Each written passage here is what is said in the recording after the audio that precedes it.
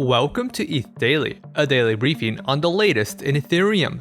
The Nomad bridge gets drained of over $150 million, ENS hits a new record in monthly registrations, the eth.link domain is now secured after reaching expiration, and Coinbase Prime now supports ETH staking.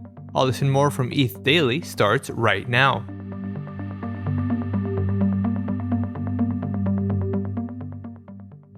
Nomad, an optimistic cross-chain messaging protocol, suffered an exploit resulting in over $150 million worth of assets being drained from the bridge contract.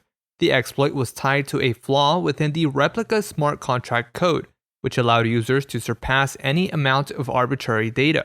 This enabled anyone to withdraw significantly more assets than they deposited. The first round of attackers drained assets in increments of 100 wrapped BTC and 200 wrapped Ether.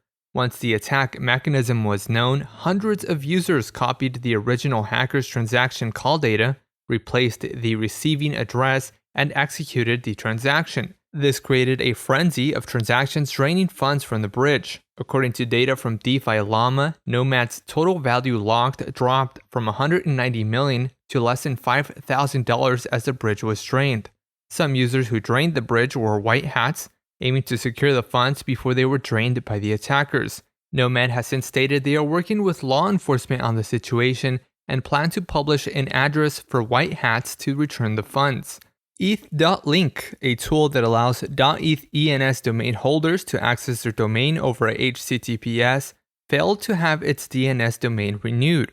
The eth.link domain, along with all ENS pages on the site, presented users with a uni-registry renewal page. The eth.link gateway expired on July 26, which was later renewed by an unknown entity that changed name server records. eth.link is owned by Virgil Griffith, an Ethereum developer sentenced for violating sanctions related to delivering presentations at the Pyongyang Blockchain and Cryptocurrency Conference in North Korea.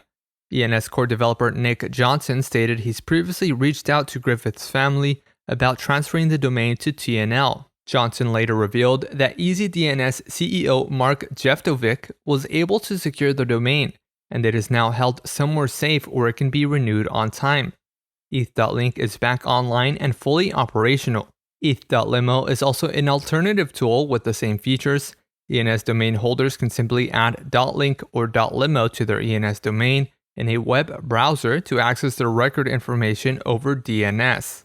ENS hit a new record in monthly domain registrations, hitting 378,000 new .eth registrations for the month of July. ENS previously hit a record of 365,000 domain registrations in May. The protocol also doubled its monthly revenue from $3.3 million in June to $6.8 million in July, marking its highest earning month. ENS saw some of its highest price secondary domain sales in July, including 000.eth, which sold for 300 ETH, and an additional 3 domains which sold for 100 ETH each. The entirety of revenue generated from ENS registrations goes directly to the ENS DAO.